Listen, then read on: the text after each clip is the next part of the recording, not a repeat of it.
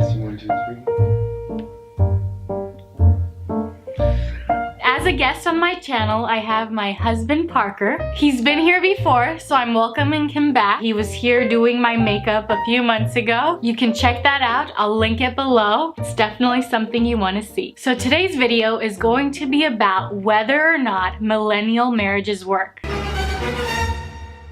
Parker and I have been married for 2.5 years, right? Is that right? Longer than that, yeah. Oh, okay. Yeah. Shouldn't More there- like 2 years and 9 months. Yeah, June 15.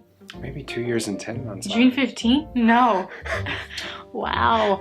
June 13th, 2015. 2015. Lucky 13, right? So a couple weeks ago, I wrote a blog post on my channel that was titled, "When are you going to have a baby?" That post dealt with considerations regarding our relationship and our personal characters before we have children. So if you want to check that blog post out, I will also link it below. Our topic today is along the same lines, but it's not dealing exactly with that. Parker, why don't you tell them what today's video is about? Sure. I don't know. What's today's video about? Today's video is more along the lines of millennial marriages. A lot of us are still in our 20s, and we live in a day and age where people are waiting to get married later in life. Parker and I decided to get married pretty young. I was 22 and he was 24. We've been at it for 2 months. We've been at it for 2 years and 8 months. You know, we've had our ups and downs and all around, but honestly, it's been one of the most fulfilling times in my life. So back to the question, does a millennial marriage work? I think it does. Do you think it does? Just like anything, it can work. But like you said, it just like anything, it can work. It requires a lot of effort on the individuals in the marriage. So you have to be giving of yourself. Oftentimes, actually all the time, you have to put the other person before yourself. It's a lot of selflessness and it's not easy. We got married really young and we still had a lot of maturing to do. Honestly, I'm still a child. Yeah.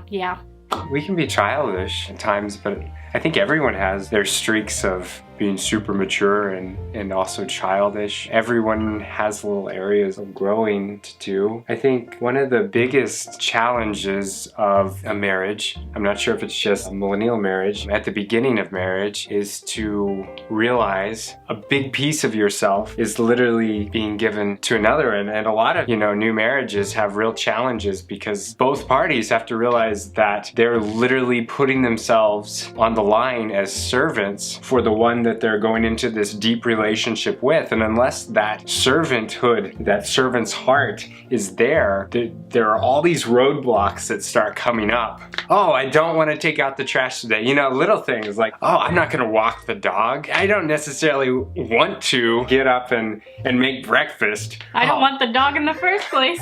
I don't want the dog in the first place. I mean, you got a dog. I never said a dog was okay. Now I've got to take care of the dog. What are you talking about? So giving up a piece of oneself that's a major roadblock for some and for us in many ways. Oftentimes, both of us are like this. We're very much internal in our head people. I'll notice that hours will go by where we actually haven't said one word to each other, and that's because we're working on different tasks in different rooms. And one thing we've worked on is trying to be more open with each other. So because we are very internalized people, one thing we've worked on is being able to communicate our needs and wants to each other. Sometimes at the beginning I would just get mad at Parker because in my head I noticed he did something or he hurt me in a certain way, but I never actually talked to him about it, right? So then I would hold it against him. I would have a grudge. As time passed, I started thinking about the way I approached our conflicts, and I noticed that I was doing this. So I made an effort to be able to communicate more openly to him and tell him exactly what was bothering me, or that he did something and it hurt me, and that honestly helped a lot. So communication, I know that may sound cliche, but it is really important because it opens the door to conversation conversations, and it helps you understand each other on another level. And I'll say to add on to that, oftentimes it seems that marriage, through that partnership, two people coming together to be one, is really also a lot about personal growth. Until you meet that contrast of being with a new person, someone that you've never deeply understood before, and now you're in this marriage relationship where you need to understand deeply another person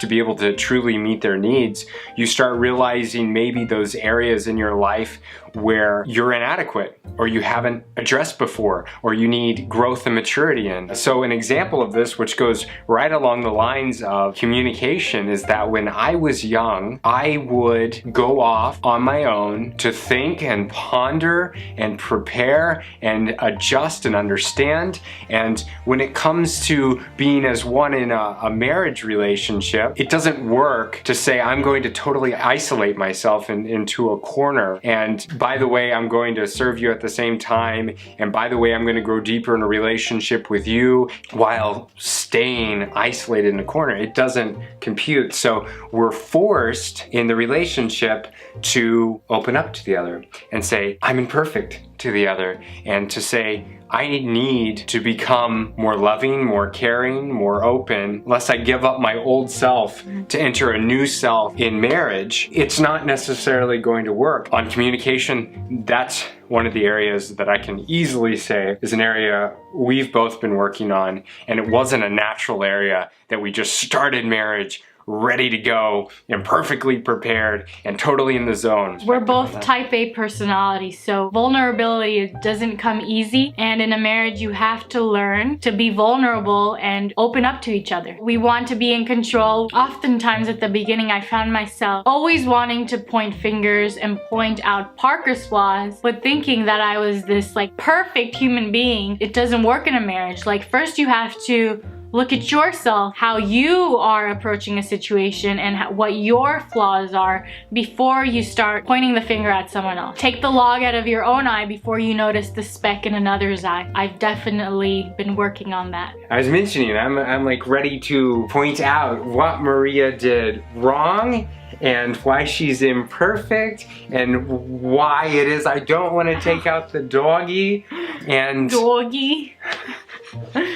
When we got married, we were entering a whole new realm that we didn't really know or understand because we had never really been there before. Now we could imagine what it would be like, but we started realizing where we needed to work, where we needed to grow, and we realized character flaws, issues that weren't right in our lives. We helped each other grow in those areas, and we have been, and it's an ongoing process that's never perfect. People ask, well, when are you going to have a baby? And my immediate response is, well, when am I going to have my life and character right with Maria to the extent where we're in a good place to bring another life into the world? And obviously we're not perfect. The world isn't perfect, and it's never going to be the perfect time. I believe that there will be a time when we will have our act together. We still have a little bit more work to do together as a couple. What side of the bed do you like to sleep on? I guess it depends on the way you look at the bed. If I'm facing the bed, it's gonna be the right hand side. I like being able to hold you with my right arm, so I'm on the exact opposite side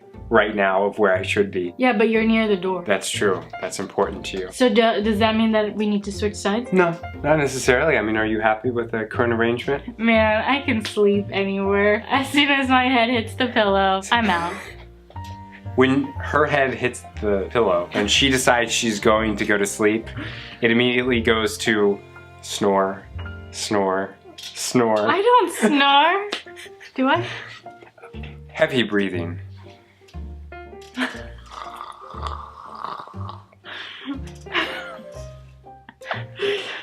Oh my goodness. Do millennial marriages work? Just like in everything, you get out of something what you put into it, and marriage is just a bigger commitment than almost anything else. In a world where people aren't having as many children, people are choosing to wait and pursue careers which There's nothing wrong with that. Don't be afraid of commitment. And I think a lot of young people in today's day and age are a little scared to commit. Like, just commit with anything, okay? Just go for it and give your all and invest yourself fully into something, and you will see it blossom and you will see it grow, and it'll be a very rewarding experience in the end. Yeah, that's really important. And I think one of the biggest issues, that it may be a cultural thing, it may be a multicultural thing, is, you know, if you're truly believing something is important, then be willing to give your all to it. If you're not willing to give your all to it, that's where the issues come into play, especially in a marriage environment. If someone's heart is not fully in it and they've jumped off the bridge way too early, then it's going to run into all kinds of roadblocks. Your heart has to be fully in it. If you're going to start a business, if you're going to get married, go all in. If you're going to go all in. And at the very beginning, understand that you're giving your heart, you're giving your life to another. Look who joined us. Yes, you're so sweet. Oh, you jumped on Daddy's lap. You love your daddy, don't you? So what was the original question? Does a millennial marriage work? And what do you think? It works sometimes. It works sometimes.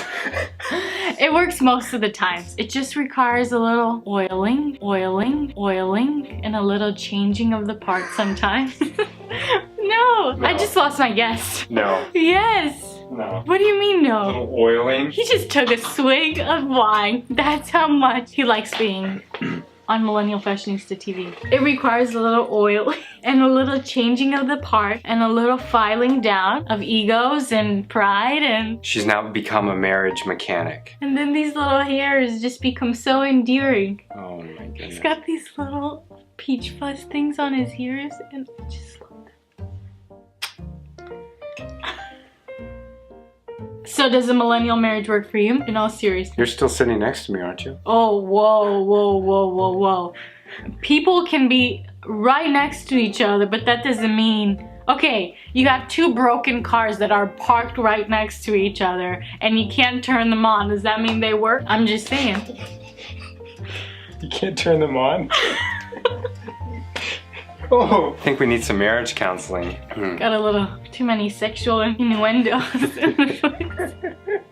Okay. So what's the question? In all seriousness. Right, in all seriousness. Does a millennial marriage work? Yes, just like anything else, you've got to put effort into it, and you've got to be willing to give up a piece of yourself, and you've got to look for the other's needs before your own. And if you're able to do that, then sure, absolutely it works. Nothing worth having is necessarily easy. Well, that's it from us today. I hope you guys enjoyed this video. I definitely enjoyed having Parky Poo on my channel. It's good being here. Good. If you haven't subscribed, please do so. And if you haven't yet clicked the bell button, do click the bell button below so that you can get an alert. Click that bell button. When I post a new video, because you will be seeing more videos, so you know, you should know when they're being posted. What else? Stay in the loop. My name is Maria, and this is Parker. That probably should have gone at the beginning. Oh, your little heart's beating. At least he's not a vampire, but I am from Romania, so you never know if I'm. Anyway.